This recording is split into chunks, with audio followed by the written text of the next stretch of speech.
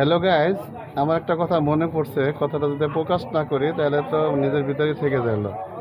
কথাটা হইলো, ফেসবুকের বা টিকটকে, হোয়াটসঅ্যাপে অথবা ইউটিউবে যেখানেই ঢুকি না কেন অনেক সুন্দরী সুন্দরী মহিলা দেখতে পাওয়া যায়।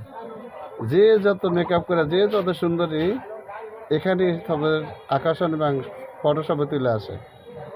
হ্যাঁ, এক ভদ্রলোক বিয়ে করছে, বিয়ে করার পরে এত সুন্দর করে মেকআপ করে নিয়ে আসছে। এখন দেখা যায় তার সাথে বিয়ে শাদী হয়ে গেল, বাসর হয়ে গেল, সকালবেলা সে গা গোসল দিয়ে আসলো। এখন বরে দেখতেছি রাত্রে যার সাথে সংসার করলাম বা রাত যাপন করলাম, আর এর সাথে কোনো মিল নাই। এখন কী হবে ব্যাপারটা? আমি যার সাথে যাকে বিয়ে করে আনলাম তার চেহারার সাথে ফজরের যে ব্যক্তি সাক্ষাৎ হয়েছিল এই চেহারার মিল নাই। এখন এই বলতে না, আমি তো বিয়ে করি নাই, এ তো আমার বউ না। এখন উপায়টা কী হবে? হেরে সুন্দরীরা এভাবে না সাইজা না গোছাইয়া যেভাবে আছে আল্লাহ তাআলা যেভাবে সুরত দিছে এটাকে ফুটাই তোলার চেষ্টা করি। মেকআপ কইরা আলোকিত করে দেখাইয়া ফজরের সময় জামাই চিনবে না, এরকম জানি না হয়।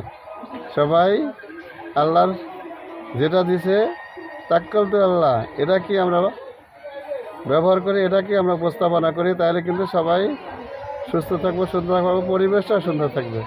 আল্লাহ বোঝার তৌফিক দান করো। কিল্লা বিল্লাহ।